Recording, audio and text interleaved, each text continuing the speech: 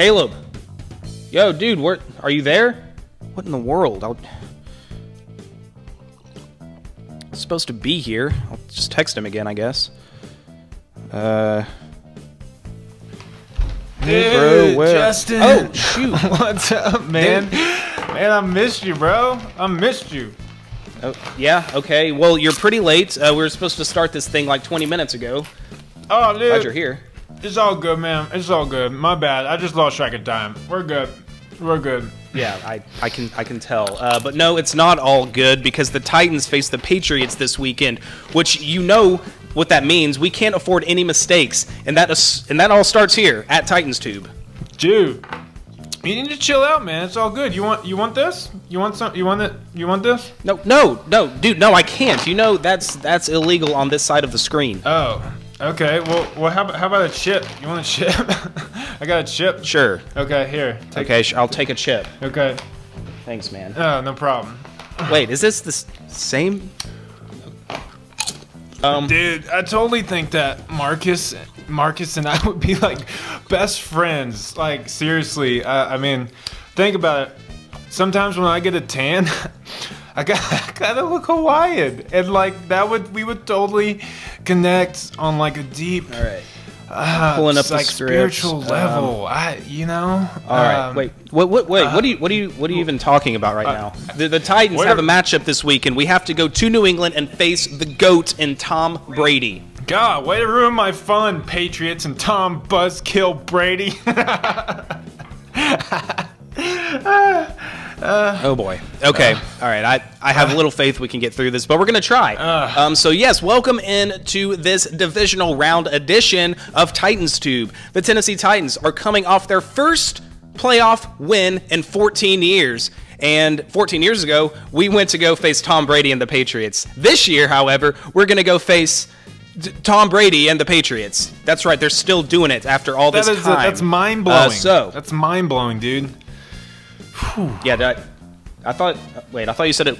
Is it wearing off at all? Yeah, okay, yes, no, I'm talking about the Titans here. You know what's mind-blowing? It's mind-blowing that after the struggles we have had this year and all the doubt that we've gotten from national media and our own fan base, that we have a shot to go into Foxborough in the divisional round and take down the cream of the crop in the AFC. I mean, at the beginning of the year, this is all you could have asked for. Anything can happen now. Yes, exactly. Amen. Well said. Now is the time to believe. Pretty wins, ugly wins, it doesn't matter. The only thing that matters is survive and advance, and which is what the Titans did exactly in dramatic fashion last week. It was truly an upset to defy all odds, and we're going to need that kind of upset again this weekend. I mean, it's truly a David versus Goliath story. Yeah, if David caught his own rock when he slung it at Goliath. Come on, that was way better than your joke. Good one, yes. Justin, so good. Okay, but let's get into the breakdown and find out what these so-called defending Super Bowl champions are actually made of. Okay, well, I'm not sure why you said it like that because they're made of a lot. They are the top overall offense in terms of yardage. They're second in scoring at 28.6 points per game, and they're second in passing offense and top 10 in rushing. Okay, I get it. Their offense is decent. Decent? Did you say decent? I doubt Tom Brady even knows what the word decent means. Brady eats greatness for breakfast. But he doesn't eat strawberries, or at least that's what it says in TB12. Oh my good. No, you read that? Are you serious? No, I did not. He didn't, but I did. Oh, Tom Brady. Where do I even begin? No, Amy, no.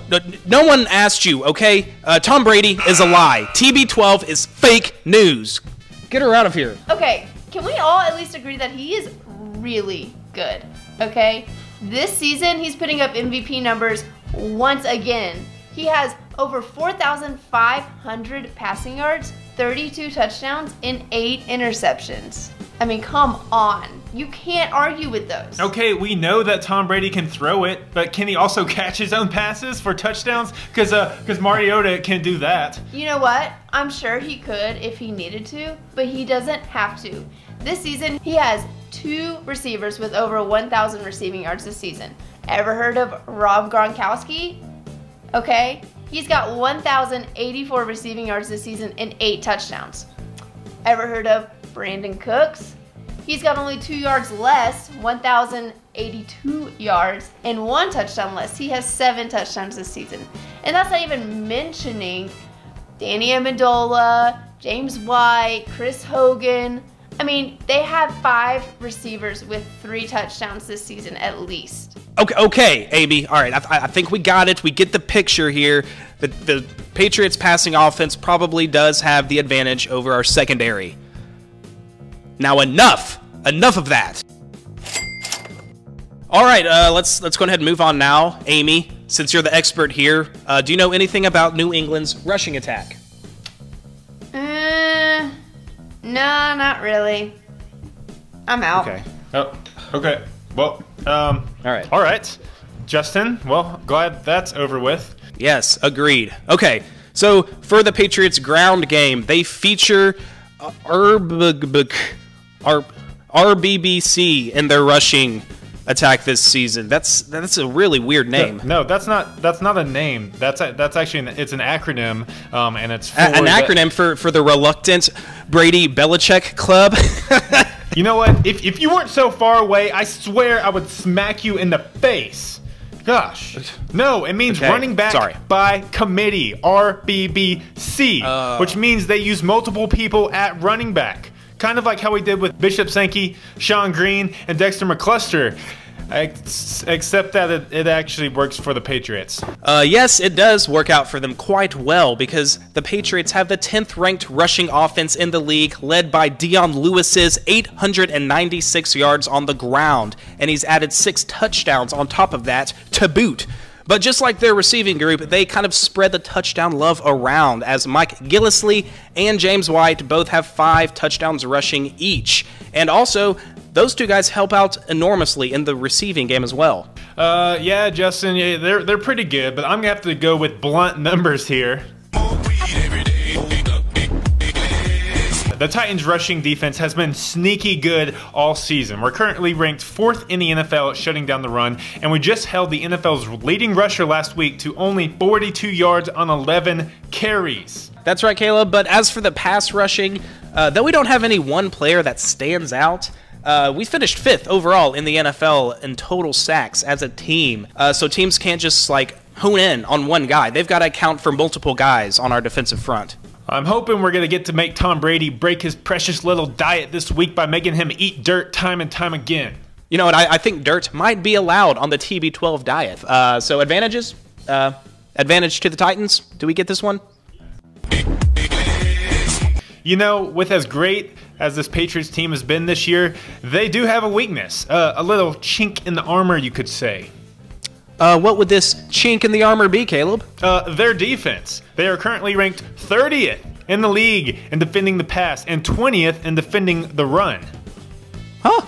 Well, that's interesting. But I've got some bad news for you, Caleb, because our weakness this year has been the offense. Very true, Justin, but after the second half against Kansas City, our offense seems to be on the upswing. Woo! Upswing. Yeah, that's true. That is very true, because after revamping every position in the second half and just letting Mariota pass, catch, throw, run, and block, the Titans went 3 for 3 on scoring drives in the second half and getting 19 unanswered points. 19. Good stats, Justin. Very good stats. You know what? I'm kind of surprised to see how low New England's defense is ranked in passing because they have a lot of notable names back there in their secondary. I mean, Devin McCourty, their star safety, leads their team in tackles. Across from him is Patrick Chung. You heard of that dude? And then they have guys like Super Bowl hero Malcolm Butler, and they also have Logan Ryan's replacement, Stephon Gilmore. All of their defensive backs, you know, they are intimidating just as players and who they are, but they only have 12 interceptions as a team this year, which is kind of surprising. Kevin Byard, by himself, almost has as many as their whole team. That's true, Justin, but like you said, these guys know how to play. And while they may give up some yardage, I'm probably going to have to give them the advantage on this category just based on how weak our passing game has been as a whole this season. Okay, now talking about their front seven, The Patriots, usually loaded with stars, don't have as many notable names on this front seven, but we're going to start off with talking about the Flower Girls. But there's nothing girly about them, as Trey and Marquise have combined for 10 sacks this season. Flowers with 6.5 and Flowers with 3.5. Also, Kyle Van Noy, he's been there for a few years making some noise, and he's accumulated a respectable 6.5 sacks this year. And Dietrich Wise, however you say it, has added on 5 sacks of his own this year, the rookie out of Arkansas. One player that they have been missing for the latter half of the season is star linebacker Dante Hightower, which might be a big reason why their run defense has been suspect this season. True, they've been good at rushing the quarterback, but in terms of run-stopping ability, they've been suspect. And with Derrick Henry finally rounding the corner of his NFL puberty, going for 23 carries and 156 rushing yards last week against Kansas City, add in the healthiest Mariota we've seen all year, I'm going to have to give us the advantage here in terms of a rushing attack versus their front seven. All right, going on to our final category, special teams. New England's kicker, Stephen Gostkowski, has been in a league of his own for the past few years, but Ryan Suckup has been very solid this year and hit a huge kick last week against Kansas City. And as far as punting goes, there's no question, Brett Kern gets the edge here. We say it every single week. #1 punter in the league. Looking at the returners, if I was on the coverage team, I would be way more scared of Adoree Jackson than I would either Dion Lewis or Danny Amendola. But after Jackson muffed that punt last week against Kansas City in this first playoff game, I may have to take him down a grade. So special teams, pretty hard to grade here on who has the advantage. So let's just give them a push. Push. Push. Okay, Justin, well, that'll do it for our breakdown of advantages. Let's move on to our keys and predictions for this epic divisional game against the Patriots. What is going to be your key for the Titans to take down these defending Super Bowl champions? First of all, Rob Gronkowski needs to contract the flu virus before the game and not be able to play. Because I have no idea how we're going to be able to stop Gronkowski. We saw Travis Kelce tearing us up last week before he went out with an injury, and Gronkowski is a step above him. So he needs to somehow get the flu, or maybe be too hungover from the night before to play in this game. Second key for me, Tom Brady, as good as he is, I did find a big weakness in his game. I looked up some stats, and it turns out that he has exactly 0 passing touchdowns when the offense is not on the field. So that is going to be a huge key for the Titans. I think the offense needs to control the ball, sustain drives, and give as least as the minimum amount of possessions as possible to Tom Brady, because he can be unstoppable. Let's be honest. He's the GOAT, so we need to keep him on the sidelines. Control the ball offense. No turnovers. Lastly, this team has made it to the playoffs somehow with not a single time putting together a full game. We have not completed 4 quarters of solid football in an entire game this year.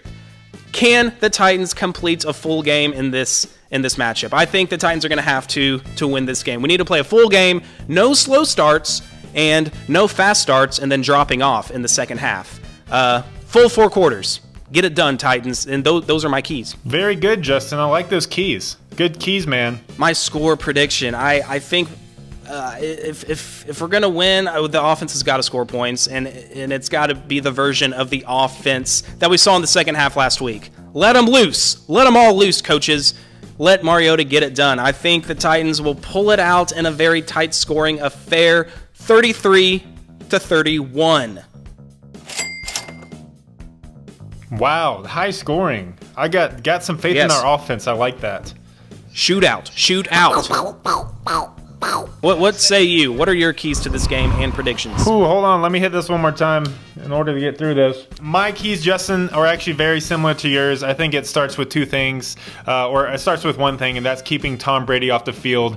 I was going to say my key is sustaining drives on offense, and I believe that starts with gaining positive yards on early downs. We have not been good at that all year. However, we were very good at doing that in the second half against Kansas City. Derrick Henry consistently got positive yards on first and second down, creating short and manageable third downs, which we were 7 of 7 in the second half against KC. I think that's what it's going to take to convert those third downs in the first downs and sustain drives to keep Brady off the field. Also, I think our defense somehow needs to force a turnover.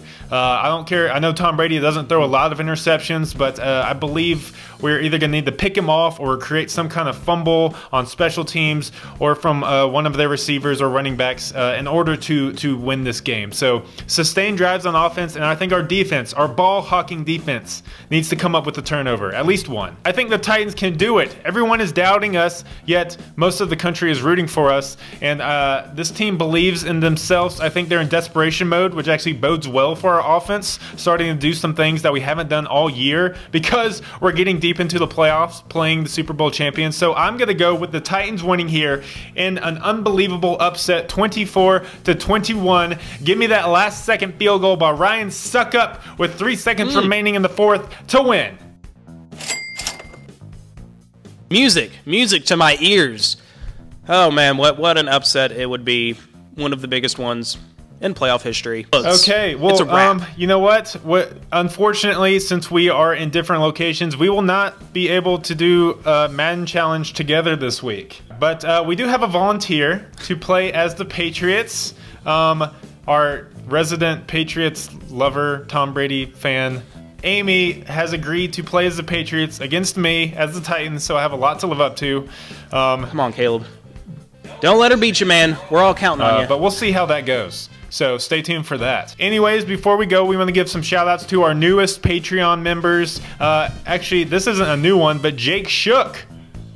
Shout out to this guy, bumped up his pledge from $5 to $10, man. Jake Shook, what a you bro. are the man. Yes, and then also Danny Danny Dedoe with his $5 pledge. Thank you very much. Huge shout out to you guys. So thanks for watching. Right? Let us know your thoughts on the game below and what the Titans got to do to pull off this upset. All right, take us out. We're gonna do it. Peace, Melvin.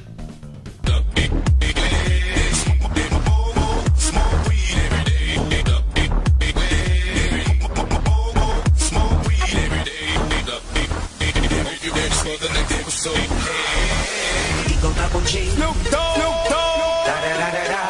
You know I'm mobbing with the D.R.E.